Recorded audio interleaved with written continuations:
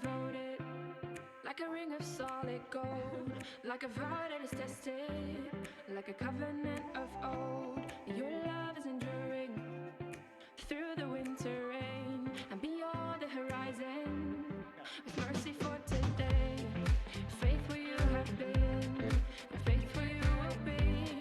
You pledge yourself to me, and it's why I sing your praise will ever be on my lips, ever be on my lips. Your praise will ever be on my lips, ever be on my lips. Your praise will ever be on my lips, ever be on my lips. Your praise will ever be.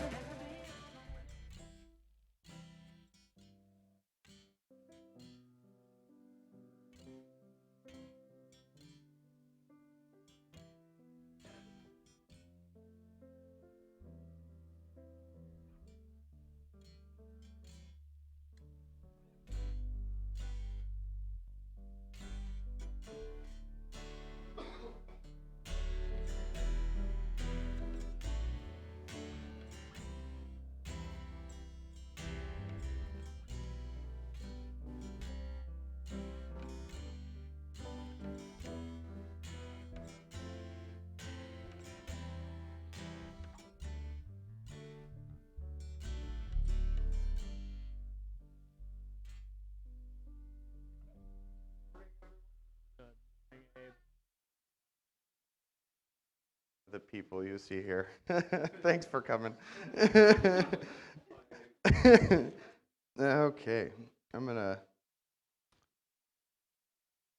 share a passage here. A lot of times, God uh, gives me things to say beforehand too, even though I don't write them until the very last second. But I might cry. Matthew 11:28 through 30. Come to me, all of you who are weary and burdened, and I will give you rest. Take up my yoke and learn from me, because I am lowly and humble in heart, and you will find rest for your souls. For my yoke is easy and my burden is light. I'm going to share a couple things, a song and then a poem, song by Casting Crowns. Put the chorus at the end. Makes sense? Is there anyone that fails? Is there anyone that falls? Am I the only one in church today feeling so small? Because when I take a look around, everybody seems so strong. I know they'll soon discover that I don't belong. So I tuck it all away, like everything's okay. If I make them all believe it, maybe I'll believe it too. So with a painted grin, I'll play the part again, so everyone will see me the way that I see them. Is there anyone who's been there? Are there any hands raised? Am I the only one who's traded in the altar for a stage? The performance is convincing, and we know every line by heart. Only when no one is watching can we really fall apart. But would it set me free if I dared to let you see the truth behind the person that you imagine me to be? Or would your arms be open? Or would you walk away? Would the love of Jesus be enough to make you stay? Are we happy plastic people under shiny plastic steeples, with walls around our weakness and smiles that hide our pain? But the invitation's open to every heart that has been broken. Maybe then we close the curtains on our stained glass masquerade. And it ends, is there anyone who's failed? Is there anyone that falls? Am I the only one in church today feeling so small? And this next poem is by Helen Steiner Rice, Bend in the Road. Sometimes we come to life's crossroads and we view what we think is the end. But God has a much wider vision, and we know that it is only a bend. The road will go on and get smoother, and after we've stopped for a rest, the path that lies hidden beyond us is often the path that is the best. So rest and relax and grow stronger. Let go and let God share your load. And have faith in a brighter tomorrow. You've come to a bend in the road. Let's pray. Father God, thank you that your shoulders are big enough to carry our burdens and our loads. God, just help me to worship you in the pain, in the suffering, and to see that you want to take it from us. God, we thank you so much for your unfailing love. Please lead us throughout this day and until we see you face to face. In Jesus' name, amen. Let's all stand and worship God together.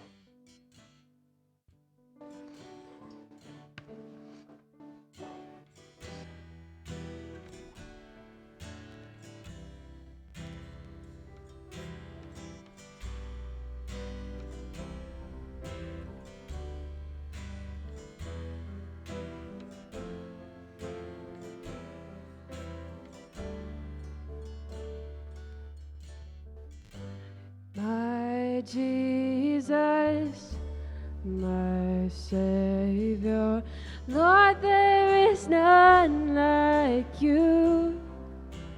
All of my days, I want to praise the wonders of your mighty love. My comfort, my shelter, tower of refuge and strength, let every breath, all that I am, never cease to worship you. Shout to the Lord of the earth, let us sing. Power and majesty, praise to the King. Mountains bow down and the seas will roar at the sound of your name. I sing for joy at the work of your hands. Forever I love you, forever I stand. Nothing compares to the promise I have in you.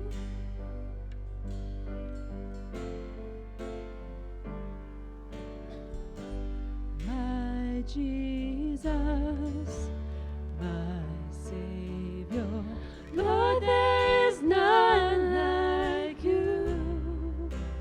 All of my days, I want to praise the wonders of your mighty love. My comfort, my shelter, tower of refuge and strength, let every breath, all that I am, never cease to worship you.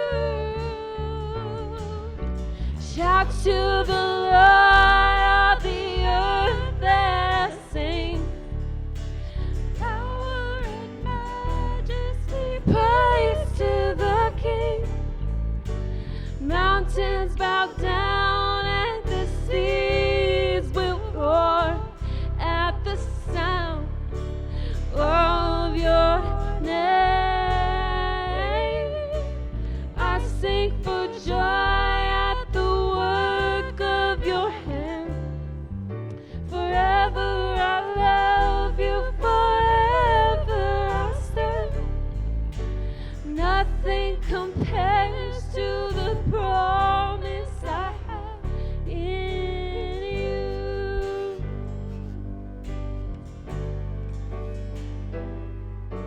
Shout to the Lord of the earth, let us sing. Power and majesty, praise to the King.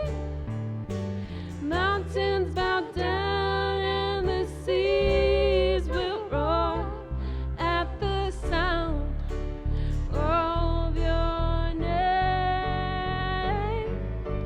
I sing for joy at the work of your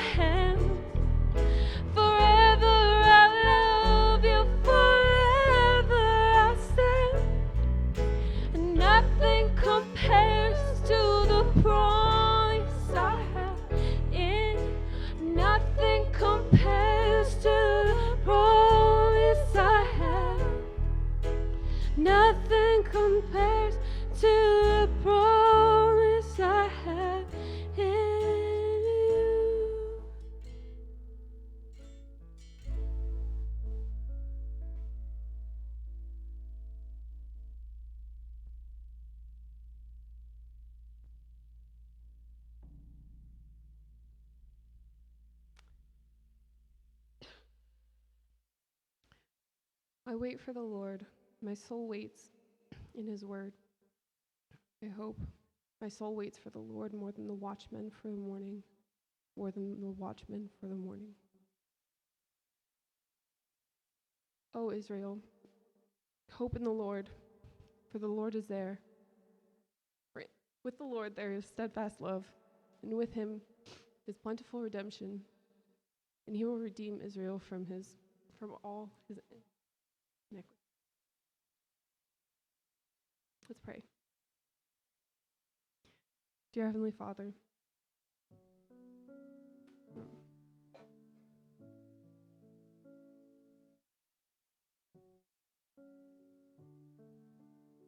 give us hearts that wait for you, and hearts that cry out in longing, hearts that want to know you, Lord.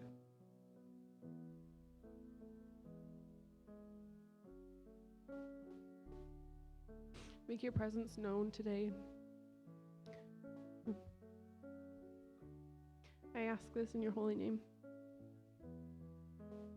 Let's praise the Lord.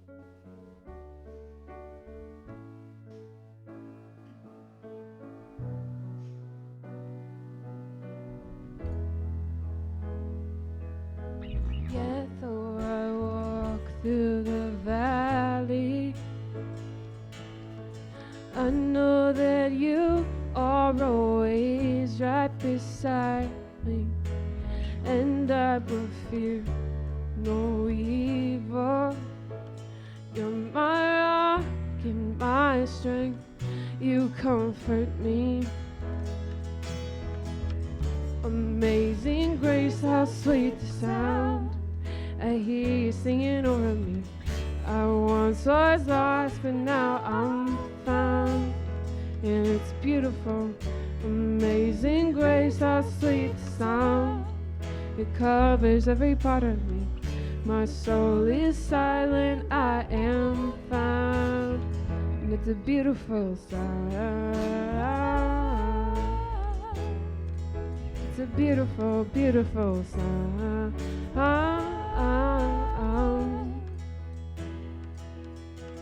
Carry me through the waters.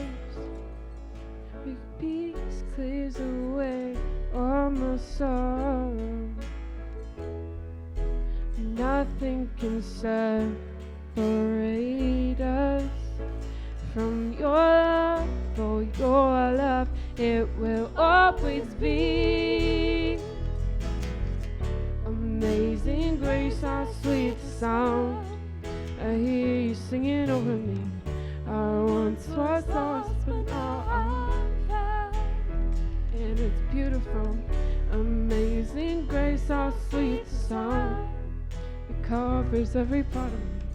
My soul is silent, I am found. It's a beautiful song. It's a beautiful, beautiful song. You were healing in the pain. You were shelter in the storm. Hallelujah, you restore my soul. You were healing in the pain. You were shelter in the storm. Hallelujah, you restore my soul. Amazing grace, how sweet the sound. I hear you singing over me.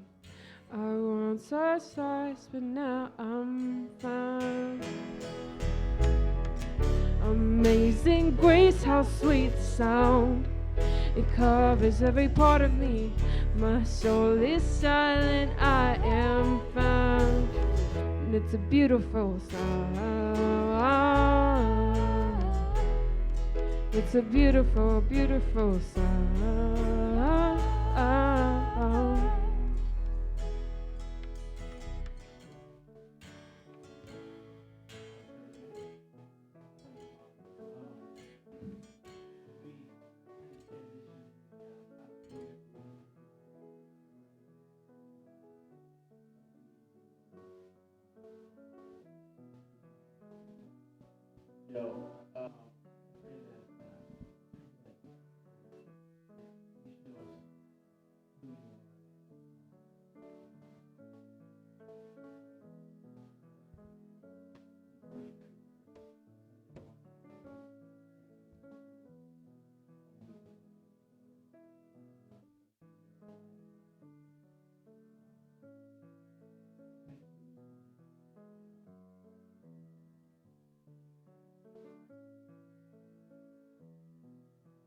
Thank you. You may all be seated.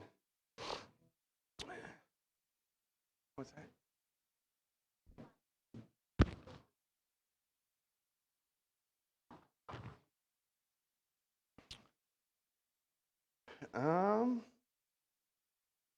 We'll go ahead and go through some things here. First of all, worship through giving report. So far in November, we're at $0. Oh no! Wait, we just got through. Got 2 November. We're good. We're good. Calm down, everybody. Calm down. Get some coffee. Our budget, our expenses is almost $5,000 for this month, but we want sustainability and again like Marino, because I'm using last names because that's easier. As I was saying, is thriving. In order to get to that point, we're looking at 40 families or individual units. However you break that up, that doesn't matter. Giving $195 a month. Just makes me think, how much God has given me to even give back a teeny little portion is nothing to Him opening up the heavens and pouring it back. How to give our missions giving so far.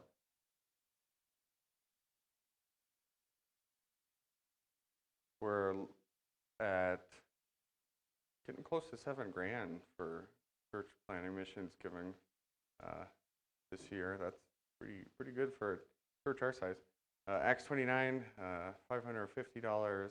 Converge and Southern Baptist together at almost $2,200, and towards the Lee and Regina block in Brazil, a little over $1,800.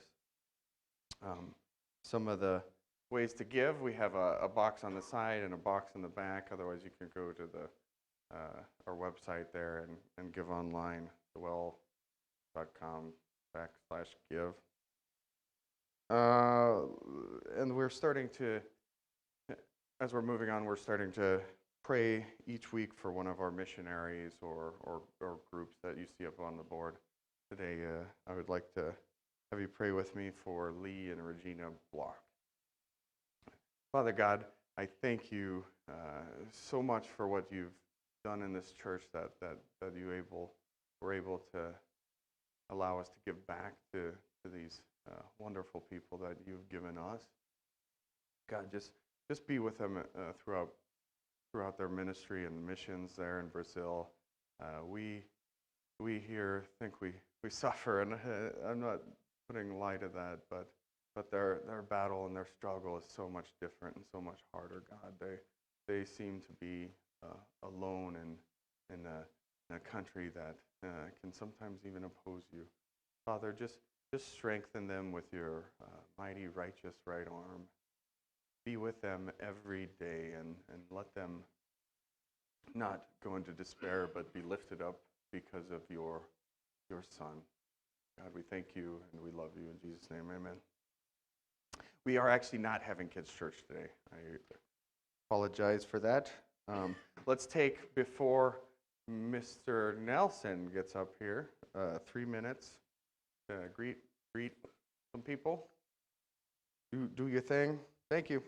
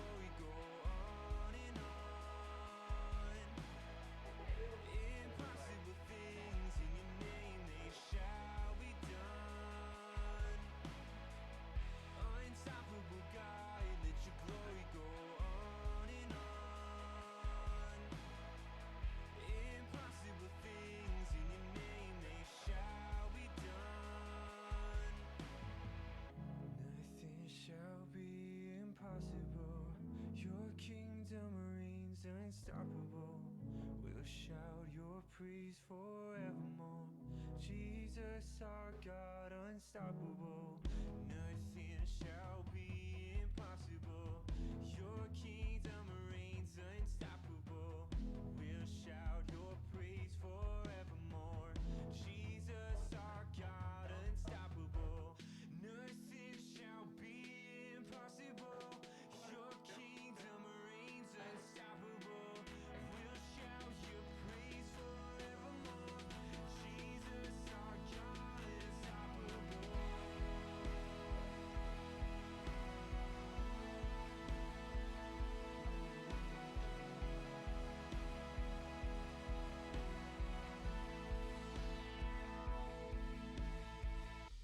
Unstoppable God, let your glory go on and on. Impossible things in your name, they shall be done. Unstoppable God, let your glory go on and on. Impossible things in your name, they shall be done.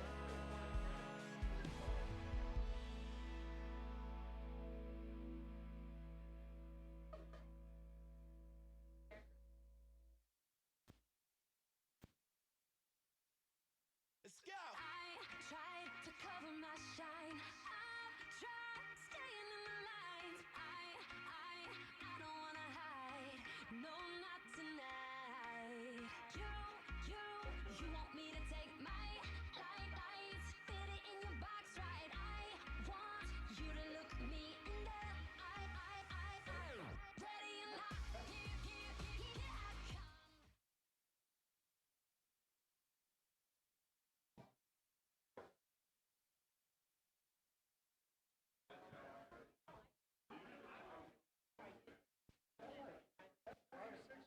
That's funny, man. How you doing? Hi, Jen.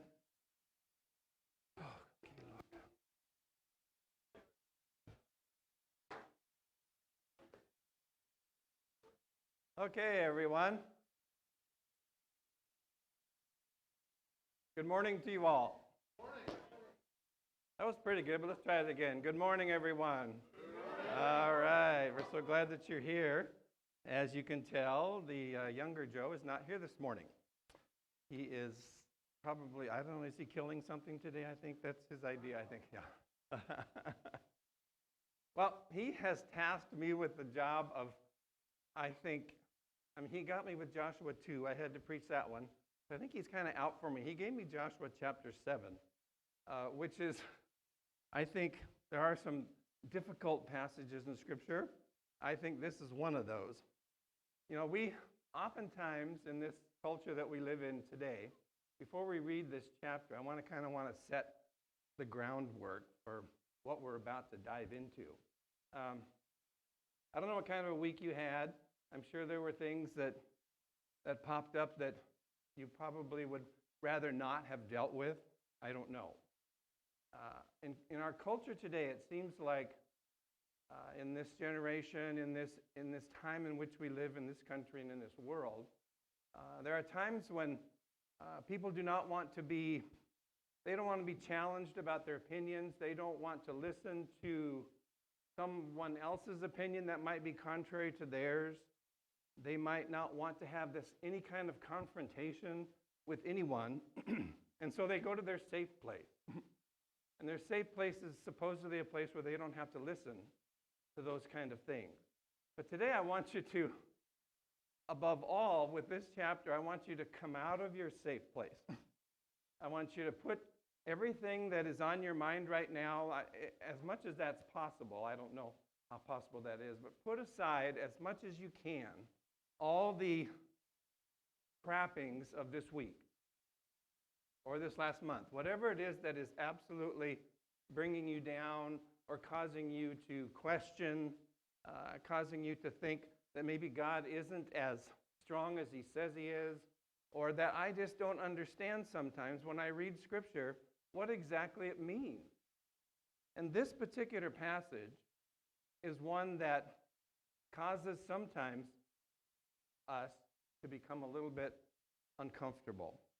a little bit discomforting, we'd rather have, some nice little psalms or something, out of the gospel, something that would be easy for us to grab onto and easy for us to understand. We can only go so far in our finite minds of understanding the character of God, right? And Joshua is one of those. I'm putting my watch here so I don't go too long because we can talk forever on Joshua 7, but I promise not to do that. But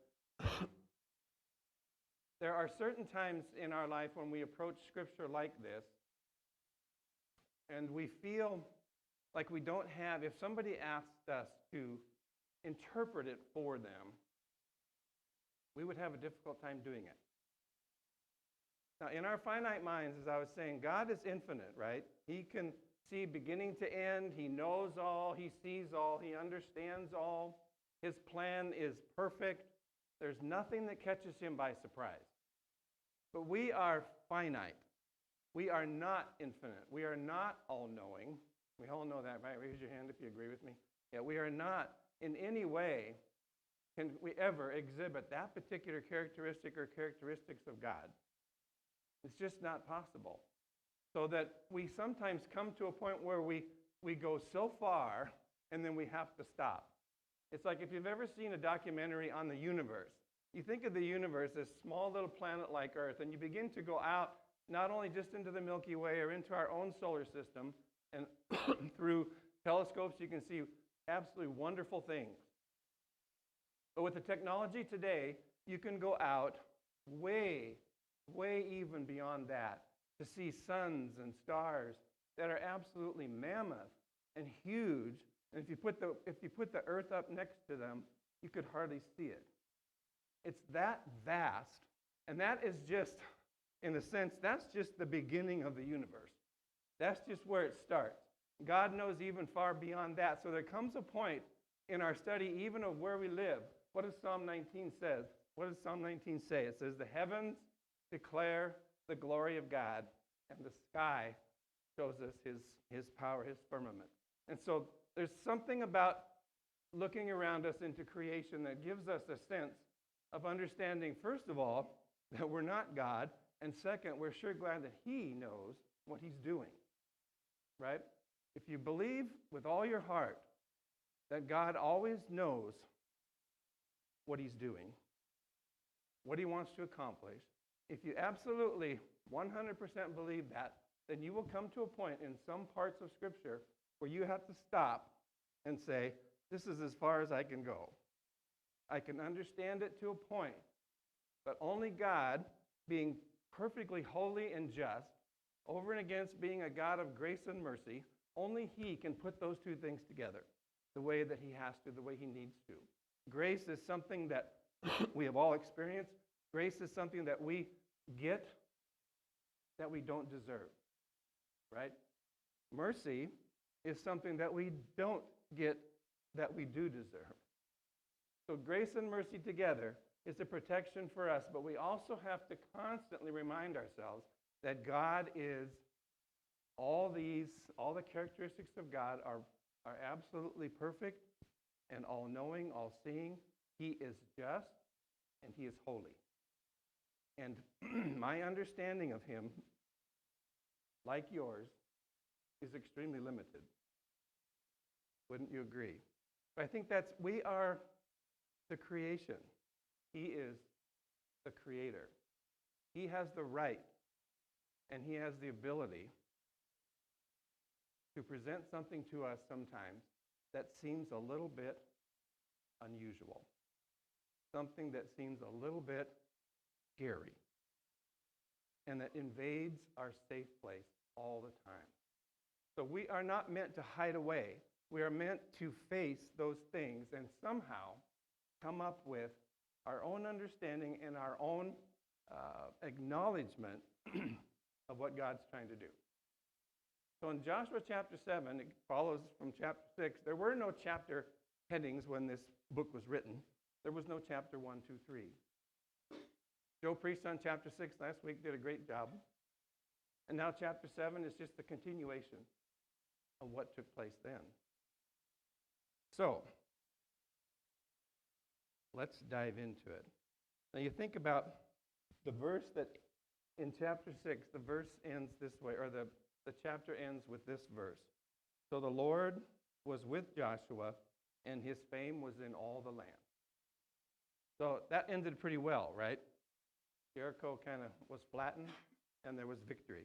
So, with such a victory as that, Joshua was reduced to rubble, and it seems so easy to keep going. And yet, right here in Joshua 7, something happened. And we realize that tragedy can strike at any time.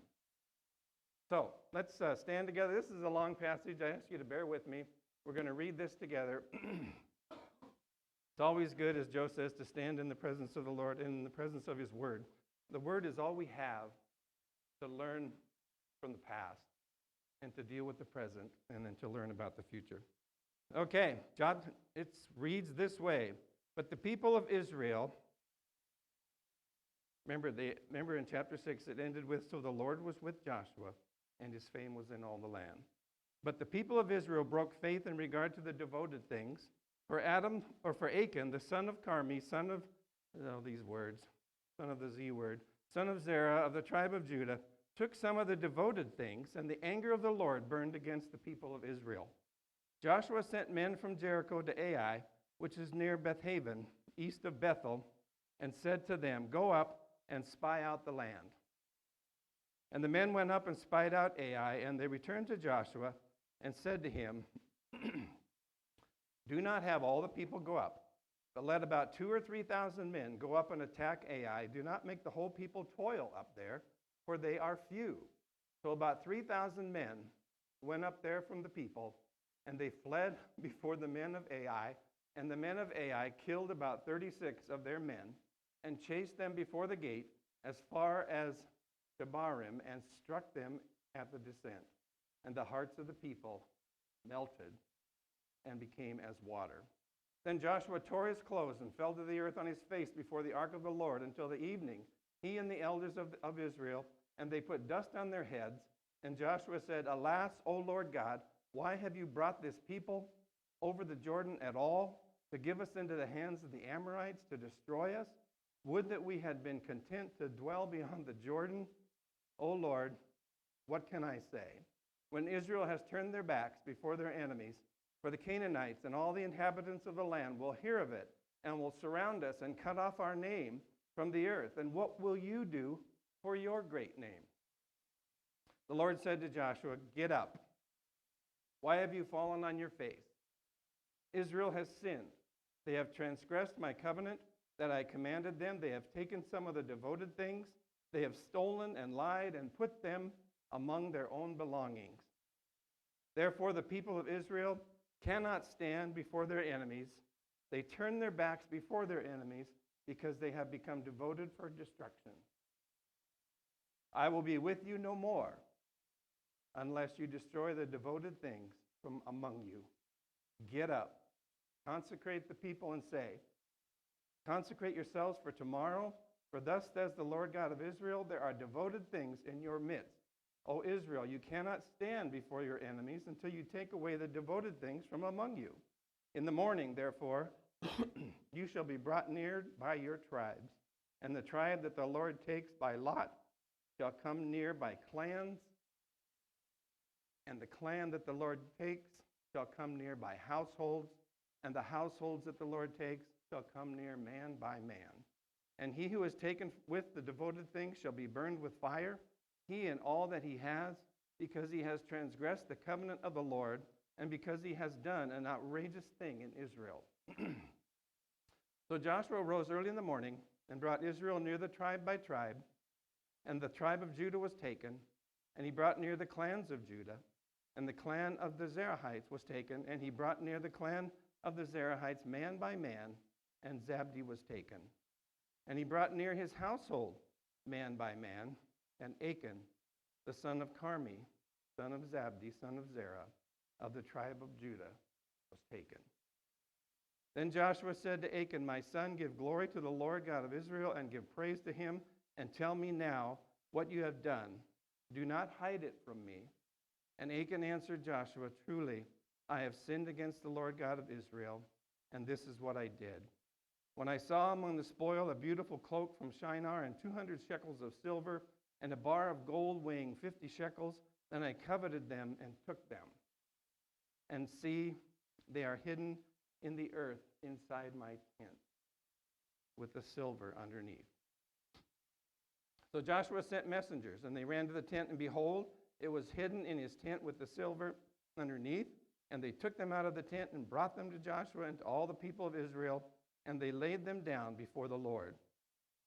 And Joshua and all Israel with him took Achan the son of Zerah, and the silver, and the cloak, and the bar of gold, and his sons and daughters, and his oxen and donkeys and sheep, and his tent, and all that he had.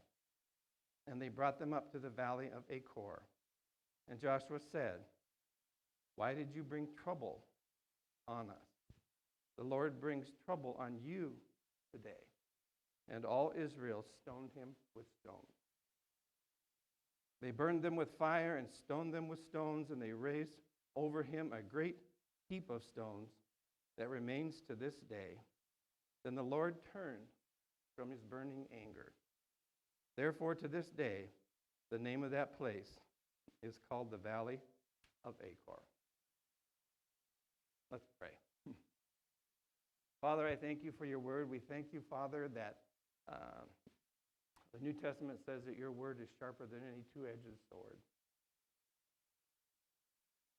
and that it's able to discern the thoughts and intents of the heart.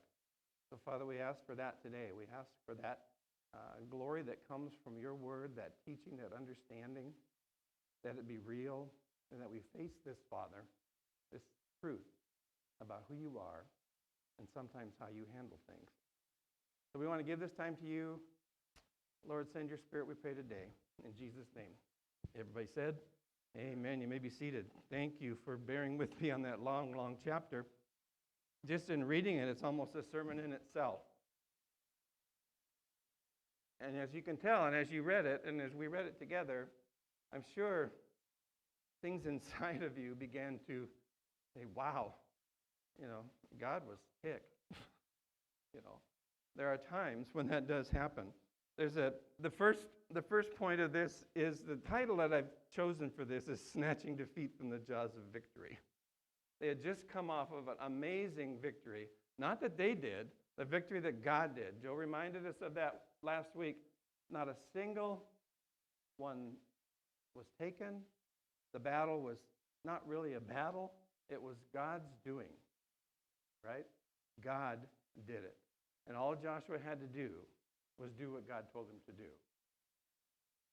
By obedience, and by trusting in him, he did that, and the nation succeeded. It ended on a beautiful high note. But chapter 7 begins with the word but. Whenever you see the word but, it's like, uh-oh, something's coming that's not good. And right from the very beginning, Joshua, the writer of this book, puts the narrative title right at the beginning in verse 1. He says that, but the people of Israel, the whole nation, broke faith in regard to the devoted things. I love that, the way they describe that. For Achan, the son of Carmi, took some of the devoted things, and what was the result?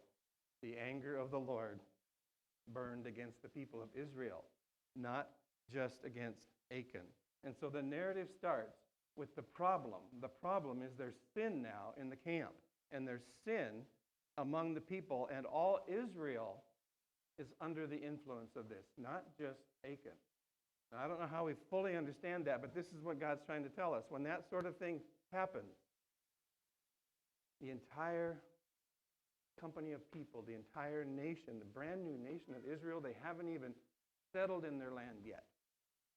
And God is mad. Has God ever been mad at you? I think he's been mad at me a few times. But the but tells us that something is coming. It sets up a situation which is and the rest of the chapter explains that situation. Israel broke faith with regard to the devoted things. Remember in chapter 6, what were they to do with all that stuff? What were they to do with the gold and the bronze and the iron and the silver? Well, some of it they were to take to give to the Lord, right? The Lord said, those are mine. He's the one that won the battle, right? They didn't. And so it's such a simple thing. God doesn't need all that stuff. He doesn't need any of it. But remember where they were. To the victor goes the spoils. The name of Achan's name means, I mean, who would ever name their kid this? But Achan's name means trouble. So hi, trouble, how you doing? What a name to carry through life. To have that kind of remembrance. I don't know what happened to him after he died. I'm not even going to pretend to know where Achan's soul went. There's no follow-up. But it's what he did that affected the entire nation before God. So right here, right in verse 1, the main character of this play pops up, and that's Achan, because he stole devoted things. Devoted things, I don't know what your version says or what any other version says, but devoted things would be those things that are set apart, for some reason set apart for God, because that's what he wants, that's what he desires. He doesn't need them, but we need to obey and do what he tells us to do. Achan didn't do that. Plus, when you think about it, what were the cultures like that I don't think you and I have any comprehension whatsoever? Living in the country that we do, all the problems that we have, and all the evil that does take place, and all the rest of it around us, we see bad things happening around the world, but I can't describe for you in any manner to give you an understanding of how awful and how corrupt and how evil the Canaanites were, or the nations around them that they had to defeat in battle. Nations that sacrificed children, nations that had sexual corruption beyond what you could ever imagine. Death, demonic powers, all the rest of it. That could have been even in the things that they came across when they went to Jericho and defeated, or they didn't defeat, when God leveled the city, it was because he had had enough. And the cry of his people had reached his nostrils. Though that culture, if you read in Romans chapter 1, there's a point at which God says, I give them over to their own lust, to their own evil desires. That's how corrupt this land was. That's how corrupt others will be in their fight for this land. They will be coming up against those that you cannot write a paragraph long enough to describe how awful it was. And so this serious event of taking things that were in Jericho and hiding them for his own whatever, I mean, those are attractive things. Those are things that are worth something. But what they carry with them is a message, and that message is if we allow, Israel should have known this, if they allow that kind of stuff to come into their land, to come into their culture, they will be ruined. It will destroy them. So, nothing should have crept into that nation, especially at that early part when they're really, truly only, basically 40 years old. Not very old. We're not the oldest country. We're older than 40 years. And so, I want you to take a journey. I want to take an aside for just a minute, because what they did, when it says that the people of Israel broke faith, it meant that they broke covenant with God.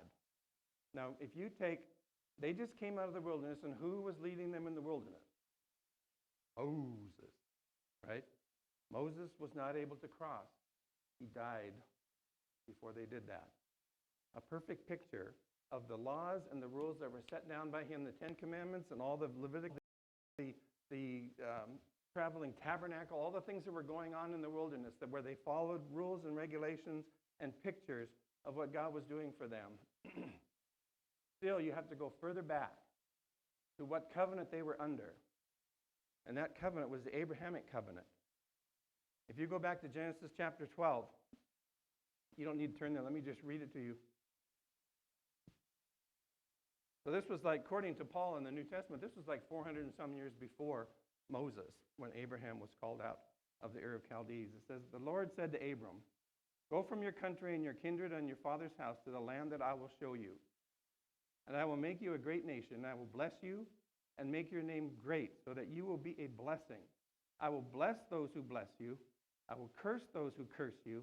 And in you, all the families of the earth will be blessed. And then he talks to him again in chapter 15. He said, behold, you have given me no offspring, Abram said.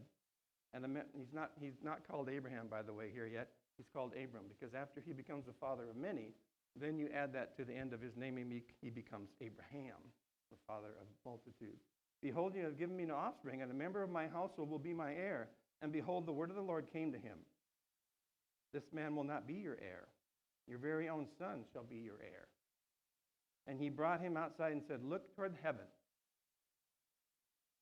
Look at the number of stars. If you are able to number them, so shall your offspring be. And he believed God. He believed the Lord. And you know this verse. And it was counted to him as righteousness. Paul picks that covenant that began that long ago, 430 years before Moses. Moses' law, Moses' writings did not take the place of the Abrahamic covenant. The Abrahamic covenant is still in effect today, because Paul takes it and picks it up in the New Testament and talks about how did the Mosaic law take the place of the covenant that was promised to Abraham. The covenant to Abraham was a promise, and those promises are still in effect. And Paul says, no, the law did not replace the covenant. The law was put alongside the covenant. Why? He says it was because of transgression. In other words, the law points you and me to sin. It tells us what sin is in very real words. Paul says, I wouldn't know not to covet if someone didn't tell me, don't covet. 10 Commandments are full of thou shalt not, and a couple thou shalt. But the law itself, by the time Jesus came, had taken over and was controlling. And the Abrahamic covenant was sort of like put aside. And Paul says, don't do that. So what these people did, put yourself back for a second into this time. You're standing in the rubble of Jericho. It's flattened. There's nothing left. God had demanded, as Joe preached last week, God had demanded the destruction of everything, except for those things that he wanted. And what brought them to that place? What brought those people to where they were right there in Jericho thousands of years ago? What brought them there was the promise that God gave to Abraham in Genesis chapter 15 and 12. And so his covenant with them, that's what they broke. Sure, they broke laws of Moses. They broke, stealing was wrong, obviously. Coveting is wrong, obviously. But the covenant that they broke. And the neat thing about the Abrahamic covenant, if you read about it, and further on in chapter 15, it tells you how God did it. He took those animals, remember, he cut them in half, put halves over here and halves over here, and he walked right in the middle of them. Remember that? Did anybody else walk in the middle of those? No. Because if a man, Abraham or anybody else, had walked alongside of him in that man could, by his own actions, break that covenant. But God will not break that covenant. Therefore, it's an everlasting covenant. And they live under the promises of that covenant. It's forever. It's very important to believers to understand what is God called in the Old Testament so many times. He's the God of Abraham, Isaac, and Jacob. Moses isn't kind of mentioned in that trio, but Moses is important. But the Abrahamic covenant, the promises that God has given to his people, including those that were grafted in later. What did Paul say about the Abrahamic covenant? It's for Jews, obviously. But what does he say in the New Testament? He says, we as Gentiles. There's only two types of people in the world. Either you're a Jew or you're a Gentile. There's no choice otherwise. So how do we become partakers of what God promised to Abraham too? How do we get to be part of that? And Paul says you were grafted in, like you graft a branch onto a tree, and you become part of that promise as Gentiles as well as Jews. And that's the ultimate. Paul says, I will bless your offspring, is what Abraham was told. But Paul says that offspring ultimately was Jesus. And that's the beauty of the Abrahamic covenant. So you put yourself in this time, right back when things look pretty darn good for Israel right now. Their first victory, their first thing that just gives them the real sense that, wow, God is really with us. He's never going to leave us. This is awesome. The covenant is wonderful. But then they get to this chapter here, and all Israel for a time puts that aside. How do they keep this offspring pure? How do they do it? God has to miraculously, somehow, through the tiny nation of Israel, bring about the fulfillment and understanding of the Abrahamic covenant. He does it through a very small group of people. And this passage tells us how important that is to him. And we have to constantly look to the character of God when we see him doing what he's doing in this passage. We have to look to him as, what is he trying to accomplish? And what did he accomplish? He did accomplish something great in this chapter. But anyway, I digress. The Mosaic law was temporary. The covenant is not. Law reveals sin. They were always, from the fall of Genesis, we already understood what it meant to be a sinner. We were fallen creatures. But there's something about, I remember as a kid, theaters were pretty puny when I was little, and the screen was not super huge. So we thought, wow, coming from television, little tiny screen at home, coming to this big screen in the theater, that was awesome. But then in the 60s, in Seattle, they came out with one they called Cinerama. And you went to the Cinerama, and when you sat down, all of a sudden the curtains opened and the screen went all the way, not just in the front, went all the way around on your side. And so when you had this unbelievable, I think we were watching the Ten Commandments, come to think of it, and it was absolutely unbelievable when you were surrounded by that color and that movie from all sides. The same goes for this understanding of sin. The law came to enhance, to show us in a bigger picture what really sin was. And these people fell right into it. And before we point any fingers, you and I have fallen in that same pit. I guarantee it. The defeat. Jericho was a snap. This one should be even easier. There was overconfidence. There was complacency. Have we ever been in those shoes? I think we have. Verse 5 said, the heart of the people melted. Where did we hear that before? In Joshua chapter 2. Rahab said, when they heard about you passing over the Red Sea, talking to the spies, when they heard about the kings that you defeated and where you were, the news came to us. And what was the result? Our hearts melted. Melted with fear because of the power that was marching toward them. Now Israel gets to experience the exact same thing. What was meant for their enemies, to have their hearts melt with fear, now it was on their own, in their own camp, in their own nation, their hearts melted with fear because they had been defeated in one of their first battles. It's so human, I guess. I don't know how else to put it. The shoe is on the other foot, and they were experiencing some real pain. The second point is the unrepentant response of despair is in 6 through 9. This is when Joshua tears his clothes. He doesn't even know, even at this point, he does not know why repentance is even needed. He doesn't know what Achan has done at this point.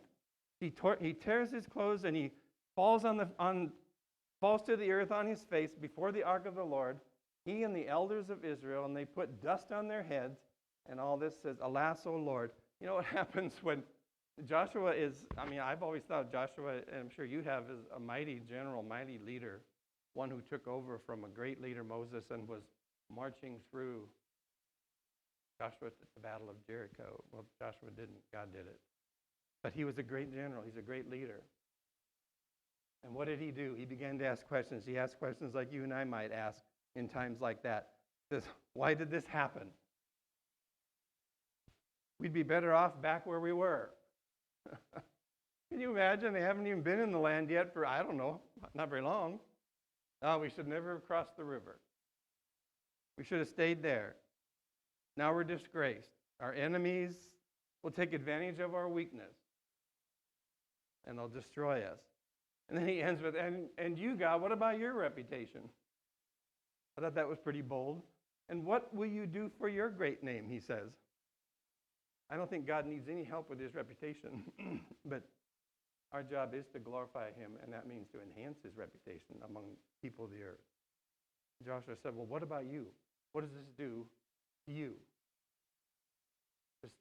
We sent just a few men into a place that shouldn't have been a big battle at all, and we lost. 36 of our men died. That may not seem like a lot, but they hadn't lost any before. It was totally a needless loss of 36 good men because of their complacency, because of their disobedience, and because even Joshua didn't know why, but there was sin that caused this, and God had to turn his face away. One commentator puts it this way. It says, defeat shows us that we are not strong in and of ourselves, and like Joshua, we imagine that our enemies are stronger than they are, so strong that even God will not be able to defend his name against them. That is good. I'm going to read that again. Defeat shows us that we are not strong in and of ourselves.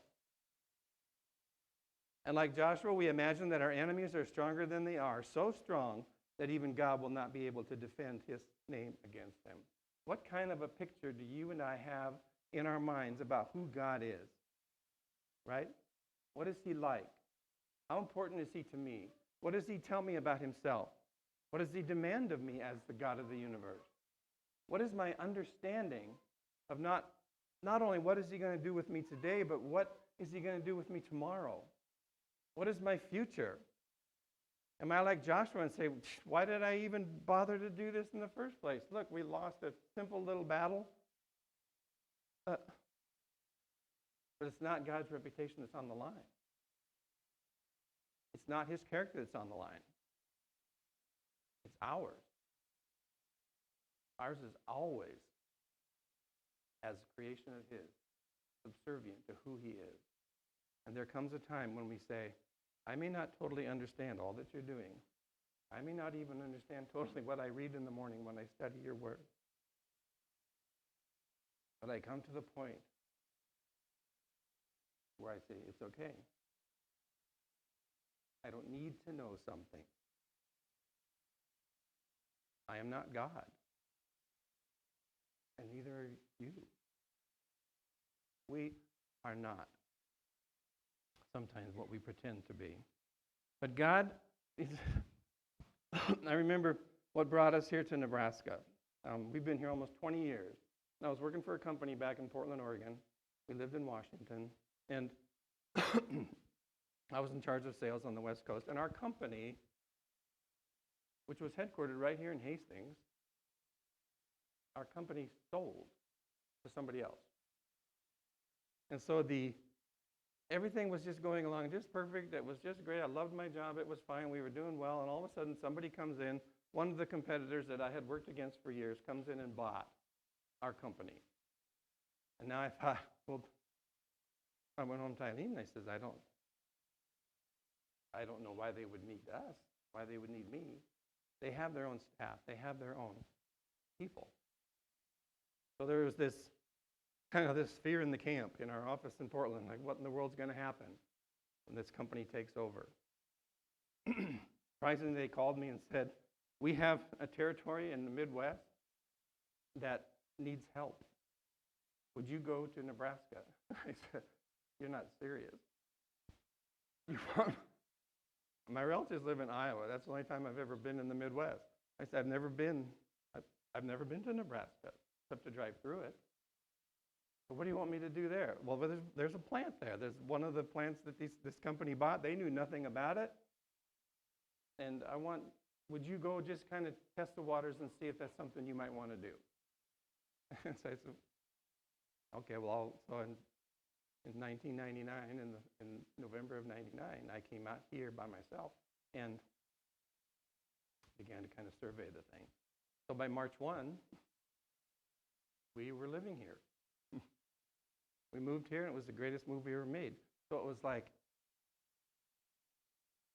that fear that we have sometimes where God is about to do something that we did not have on our agenda at all. When he relieves that fear and when he shows you exactly what it is he wants you to do, then that, in my mind, is a miracle. So what could have turned out to be, in my mind, a defeat where we would have had to start all over again and find another position, it was enhanced instead and was a better position and was a great place to live. So I do like the rest. But like Joshua, I imagine that sometimes my enemies are stronger than they really are. And that is he really able to defend his name against those that would come against me? Hopefully we would say, yes, he was. Joshua came to him, and he didn't have the right words. He didn't have this kind of reaction to what God had done was probably not the best reaction. It was a human reaction. It was one that you and I probably would emit ourselves. But at least he came to God and said, why? What am I supposed to do? So even though the words may not have been exactly right, he was right to come to God with his problem in the first place. And then God began with that to make things right. And this is where the story gets really interesting. Because 10 through 21, a lot of verses, as we read through it, it was a lot of description, a lot of narrative, but it's the unending promise for godly correction. The unending promise for godly correction. What does he say? The very first thing in verse 10. The Lord said to Joshua, what did he say? Get up. Get up. Get off your knees. You've got something to do. Israel has sinned. And it has to be fixed. Keeping those things that Achan chose to keep. Put Israel under the exact same destructive atmosphere that was meant for their enemies. You get that? He put the entire nation under the same destruction that was meant for those that they were supposed to conquer. And that is a scary place to be. There comes a point where God says, as we talked about these cultures, where God says that's enough. That's it.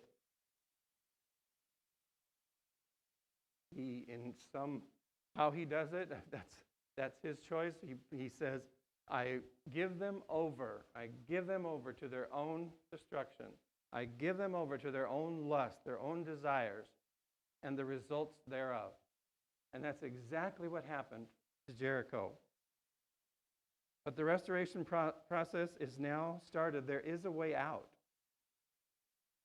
You have to eliminate the corruption and the worldly alliance from among you. You can't let, God said to Israel, you cannot let these things creep into, and this was their problem for years and years and years, where they constantly let foreign things come in. They let foreign gods come in. They let idols come in. And it causes unbelievable destruction. You know, we talked about before, and we talk about it a lot here, that the gospel is something that we need to protect. Right? We need to protect and keep it. Miraculously, in 2019, 2,000 years later, the gospel is still preached. The gospel is still intact. The gospel, Paul says, if anybody, in Galatians, if anybody wants to change the gospel to another gospel, which he says there is no other gospel, but if they do, let them be accursed. That's a pretty tough word. It's so important for God's truth to remain God's truth and not be so watered down, which is our tendency as humans to do, to water down the message that God has for mankind. It doesn't matter whether we're in 2019 or if we're back in the rubble of Jericho. That message is still the same. God has a holy and just plan that if we alter it in any way and try to change it, first of all, we won't be successful, but secondly, we will lead ourselves into destruction and will lead ourselves into false religion. And how he has protected that all these years, only God knows. But it's our job in this small town that we live in on this planet, in this great universe, to protect that which God has given to us. That was Israel's job, and they're human like you and me. They failed often. But God still, miraculously, from the beginning of the promise to Abraham until the time Jesus was born, he accomplished something that was absolutely unachievable by anyone but himself. Jesus is the result. And Jesus will be the ultimate conclusion or fulfillment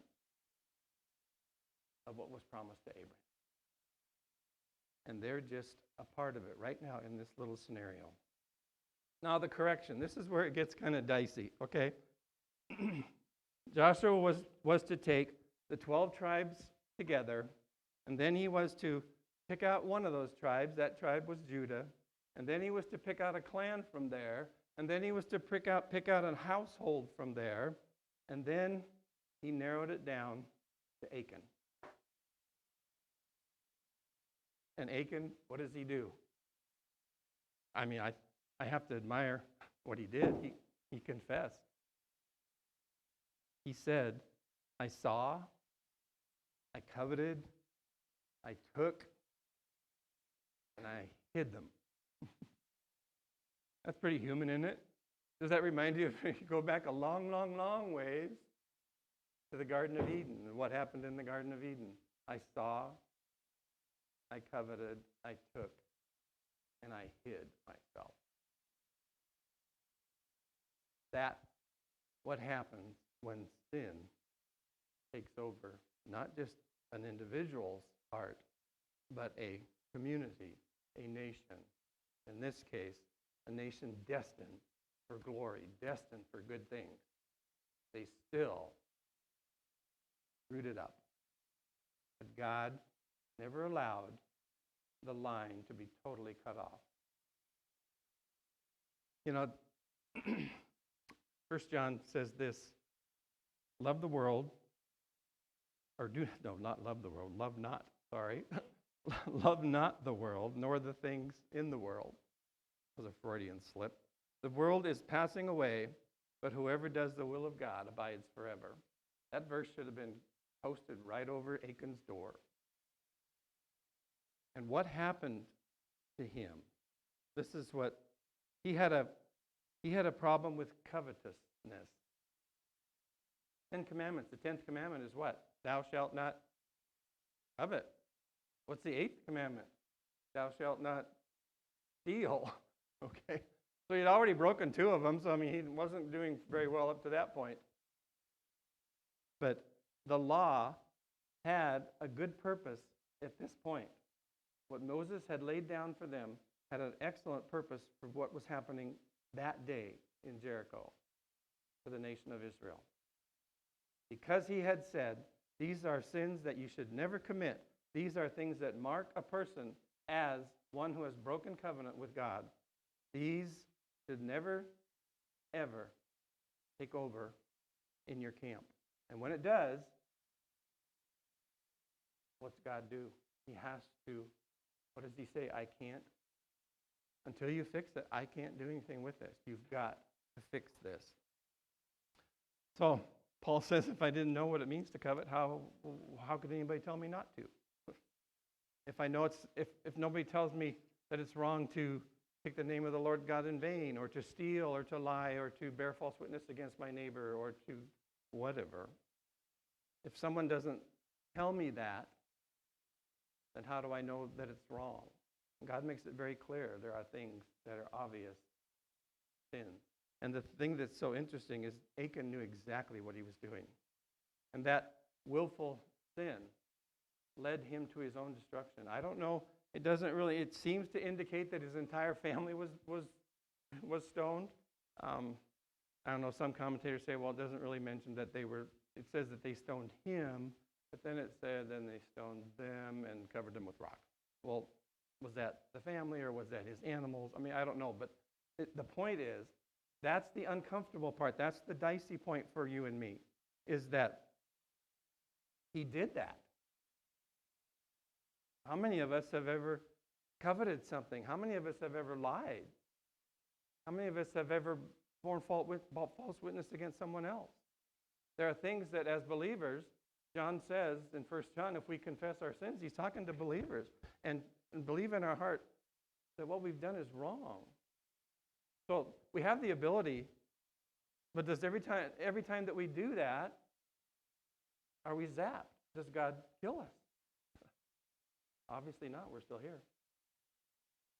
But there's a good point to this story, and that is in the beginning, just like he did in the beginning of the church, he does it in the beginning of the nation of Israel, where sin, when it begins to permeate the very, very beginning of a situation, God deals with it in a way that sometimes you don't see him dealing in other situations.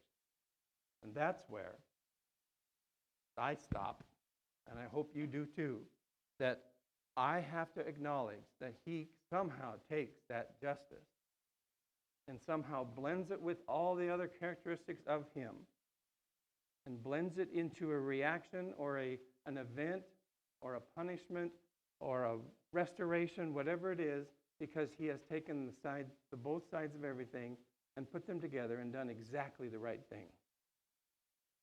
There are times when you and I deal with each other, we deal with spouses, we deal with our children, we deal with people that we work with, and there are things that come up in those situations where you and I don't always have the right answer for how to fix it. And yet, there are times when the Spirit comes so strongly and says to me and says to you, you have to fix this. And here's how you're going to do it. So Achan, I just thought it was interesting that this passage starts out not that Achan sinned, it says Israel sinned. Now, figure that out in your head, I don't know. But there's a reason for that. And remember, the title of this was Snatching Defeat from the Jaws of Victory. Israel lived a life sometimes like you and I do, where we're high on the mountaintop, and either whether we're high on the mountaintop or we're in the valley, it doesn't matter. Obedience is still required. Trust is still necessary. Without it, we either fall from up here or we're miserable down here. Obedience and trust is always, always necessary. Oops. I know time in it. But just this quick application. If you remember in Acts chapter 5, in the beginning of the church, you remember the story of Ananias and Sapphira? You remember that story? I look at that too, and I have the same discomforting feeling when I read that story about what happened to them as what happened to Achan. They lied to the Holy Spirit, right? So, okay, I don't know how I've probably done that, but as in the beginning, again, in the very beginning of what God was trying to do, those two people, when they lied and said that they gave all their money when they didn't have to give it at all if they didn't want to, but they said they were going to.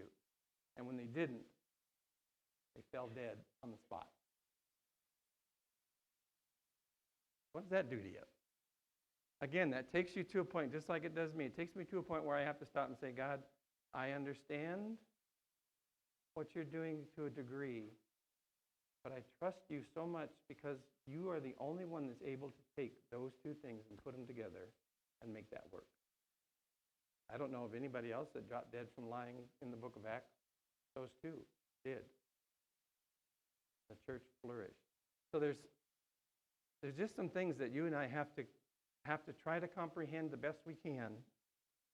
But the one thing we do have to do, and getting to the application points now, the gospel that we protect, Jesus and this idea of sin, this sin question that has to be answered and was answered by him. We have to, if that gospel goes astray, if that gospel is changed, if that gospel is eradicated, then people have absolutely no understanding of how to deal with what they know is going on in their life. Sin is no surprise to anybody, right? Unfortunately, it comes pretty easy. But it goes away, basically, also in a simple way, and that is through the shed blood of Christ. That's where Abraham was leading with his covenant, with someone who would really. So what was he going to be? He was going to be not just a father to, Isaac and Jacob and all the other tribes, but he was going to be the father of nations. He was going to be, his offspring would be as vast as the stars in the sky. Why? Because at some point, the promise of his covenant was going to be someone who expanded this idea of forgiveness and repentance and salvation to a much broader picture than Israel. He loves them. He loves us. So that has to be protected. We cannot and never be cavalier about the commission of sin. Ever. It's serious. Surely there's forgiveness, but there has to be obedience and trust. What does Paul say about grace? We can understand grace is unmerited favor. It's something that I get that I don't deserve. What does he say about if grace grows, if grace abounds, then do we sin all the more? It says that in Romans. What an interesting phrase. Because grace abounds, then does sin abound? Can we sin all we want? Because we know there's forgiveness in grace. What's Ephesians 2:8 and 9 say? By grace you are saved through faith. It is a gift. It's not of yourselves, lest any man should boast. I did nothing to earn this. And I will not.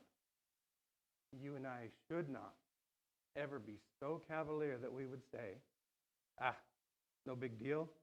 Grace covers it all. By no means, he says. And finally, we must always remember that trust and obedience is equally as important in victory as much as it is in defeat. That's a good lesson for us to learn. When things are going well, God should never go on a shelf. The obedience to him and trust in him has to be just as strong at that time as it does when things aren't going so well. So I hope that you've understood, I guess, my frustration in dealing with this passage. Not necessarily frustration, but just more trying to understand a little bit more about who it is that I serve and who it is that I've given my life to. And sometimes that he has a message for me that's pretty strong, and one for you as well. I hope somehow we've wrestled with some of that, and as you spend time this week now in prayer, just say, Lord, I am not sometimes who I think I am. I am not sometimes who I think you think I am. And so my victories and defeats, sometimes you just want to say, Lord, take me home. This has been enough. But obviously it's not. We're still here. But what does he want to do in you? What does he want to do in me? He wants us to be not only obedient, but he wants us to be faithful. How that exhibits itself this week for you, if it does, write it down. Keep a diary of how God works in situations in your life. Like I said, I don't know where Achan is today. I am not God in that sense. I would never judge somebody to damnation when God may not have done that. Sometimes God spares us by taking us out of this world. So I'm not going to even pretend to understand or to know that question. It's not for me to know. But what I do know is that I do not want to presume on God's grace. I want him to not just love me, but control me. And we all need that, right? We all need that.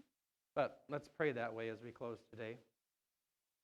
Just that God would take this kind of difficult chapter in a book that, wow, I don't know, there's a lot more coming in Joshua, I guarantee it. There's some things that just blow your mind. But we want to pray that God just takes his word. What does he say? The word is sharp. It's sharper than any two-edged sword. Only the word can dissect us and discern the thoughts and intentions of our hearts, right? So victory is ours.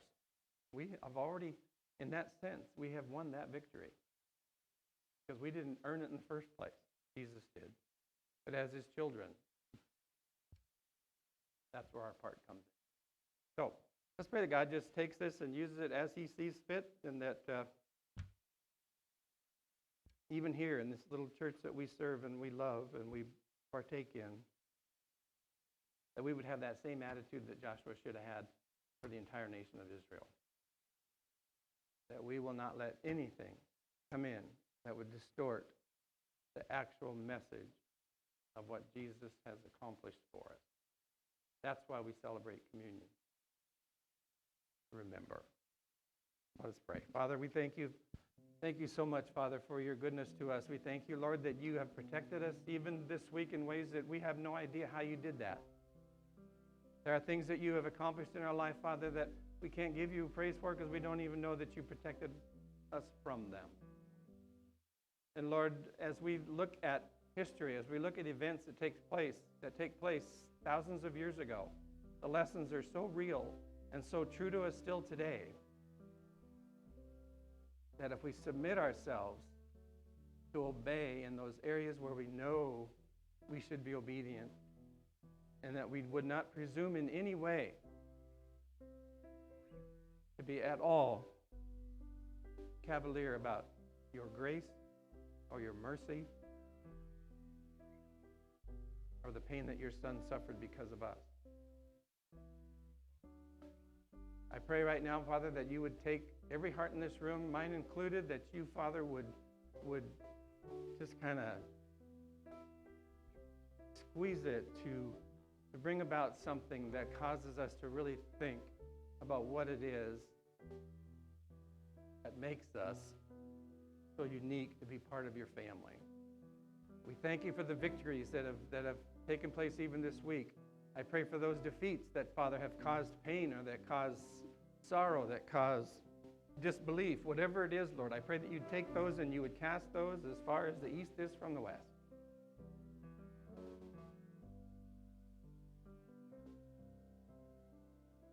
You are a holy God, and we acknowledge that. So thank you for your son. And everybody said, amen.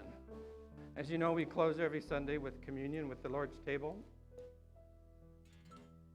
And it's something where Paul says, when he received that from the Lord, that he wanted us to understand what it was in such a simple message of bread and juice, representation of the body and blood of Christ. But he said, I want you, he wants me, he wants us to examine ourselves. And that just simply means to examine is to put ourselves to the test. Where are we today? Where is our heart today as believers? I'm not talking about if you're an unbeliever, then talk to me, we'll fix that situation. But communion is something for the family. And the family has to take that, in a sense, very seriously, not in a somber, guilt-ridden way, but just in a joyous way that, yeah, I know where I am today. I understand where I'm at today. And that's okay. I understand where I failed this week. I understand where I've done right. I understand, Lord, that you've worked in my life in a special way, even in this last week, and you're going to continue to do that. And so we do it every week on purpose because it's a reminder. He says as often as you do it. We could do it every day, I guess, if you want to. But as often as we do it in remembrance of him, not of anything that I've done or you've done. But we remember what he has done. So when you come up and come forward, there'll be people on my left, your right, and on my right, and in the back. And there's a table here you can come to if you just want to be alone with the Lord and celebrate communion that way. That's okay. If you have prayer requests and needs, we'd be glad to pray for you. This is a great time of our service. And this is one that is not done just to do it for repetition's sake. We do it on purpose to remind us of what it is really like to be in the family of God. It's a wonderful thing. So, as we sing, you come up and partake together.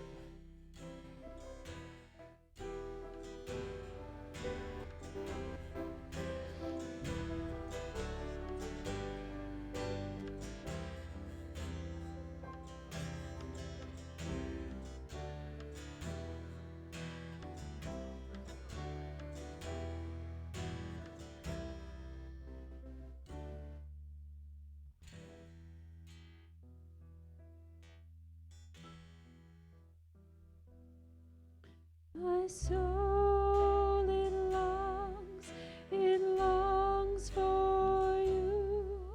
My soul, it longs for you. My heart cries out for the courts of the Lord. How lovely to be with you. How lovely to be with you. How lovely to be with you.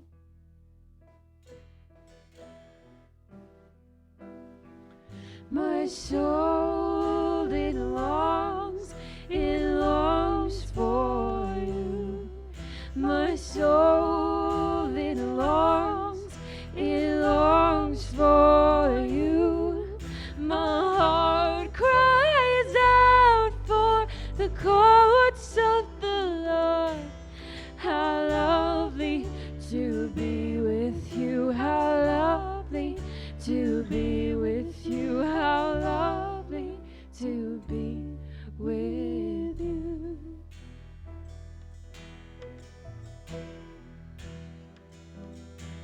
My soul, it longs for you. My soul, it longs for you. My heart cries out for the courts of the Lord. How lovely to be with you. How lovely to be with you. How lovely to be with you.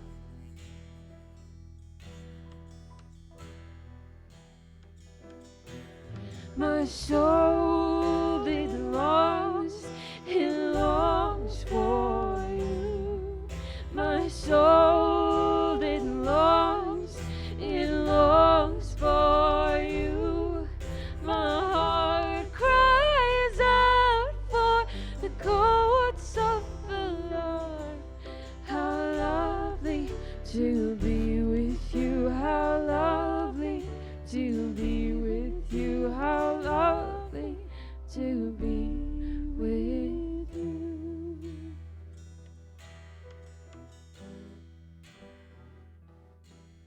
My soul, it longs for you. My soul, it longs for you.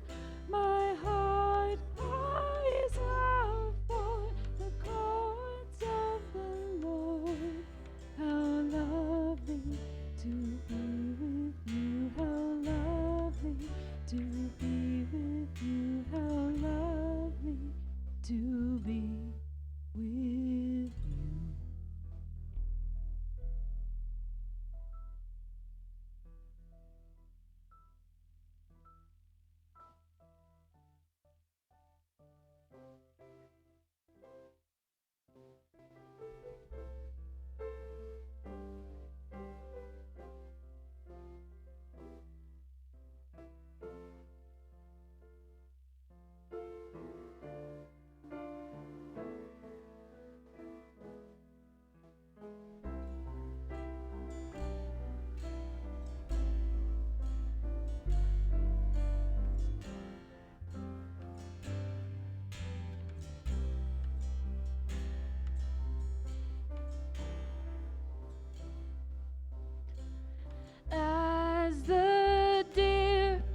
panteth for the waters, so my soul longeth after thee.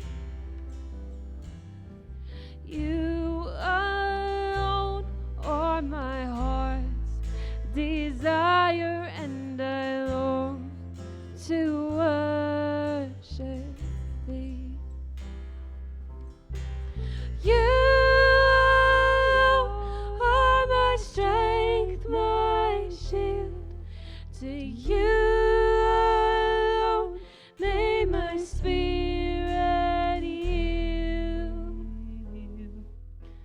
You alone are my heart's desire, and I long to worship thee. You're my friend, and you are my brother, even though you are a king. I love you more than any other, so much more than anything. You are my strength, my shield. To you alone may my spirit yield. You alone are my heart's desire, and I long to worship thee.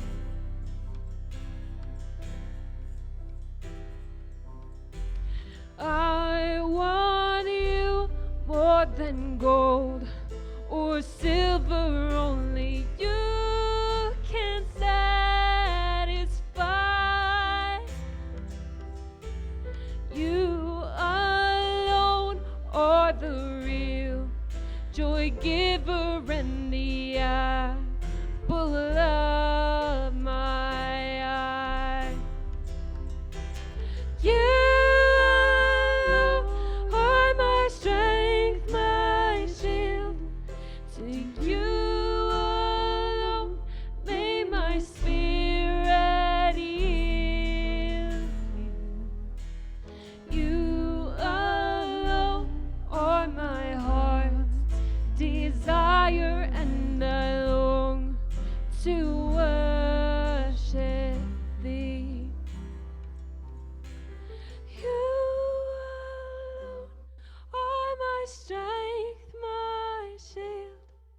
To you alone may my spirit yield. You alone are my heart's desire, and I long to worship thee.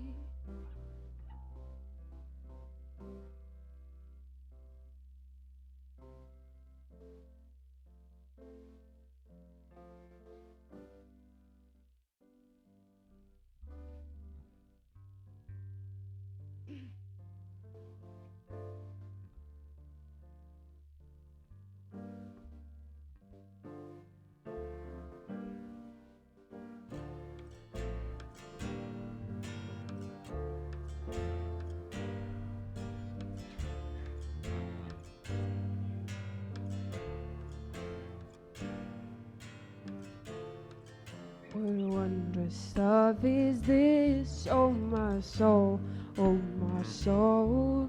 What wondrous love is this, oh my soul. What wondrous love is this that caused the Lord of flesh to bear the dreadful curse for my soul, for my soul, to bear the dreadful curse for my soul.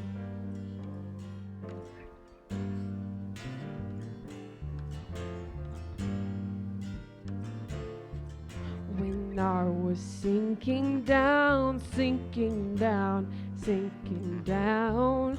When I was sinking down, sinking down.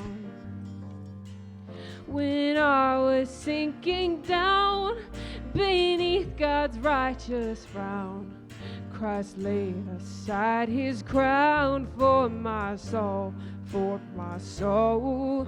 Christ laid aside his crown for my soul.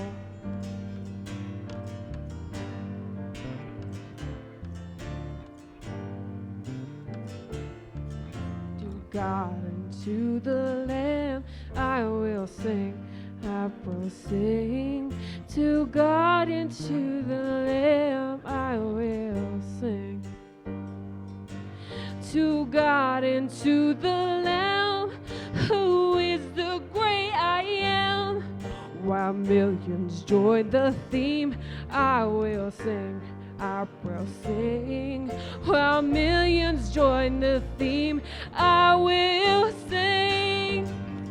Oh, how high, oh, how wide, oh, how deep is your love. Oh, my soul set on fire by your wondrous love for us. Oh, how high, oh, how wide, oh, how deep is your love. Oh, my soul set on fire by your wondrous love for us.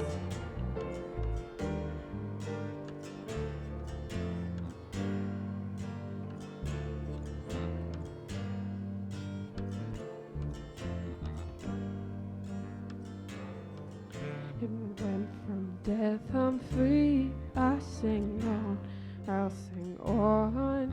And when from death I'm free, I sing on. And when from death I'm free, I'll sing and joyful be. And through eternity, I'll sing on, I'll sing on.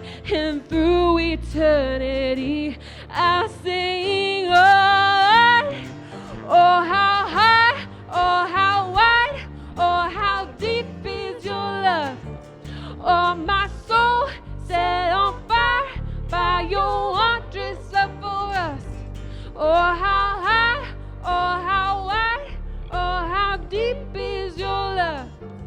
Oh, my soul set on fire by your wondrous love for us.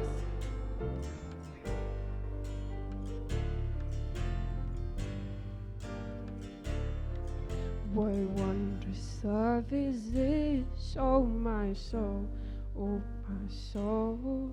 What wondrous love is this, oh my soul.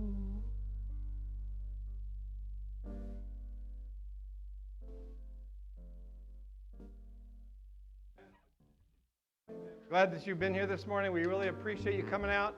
Just as you go, some things to remember.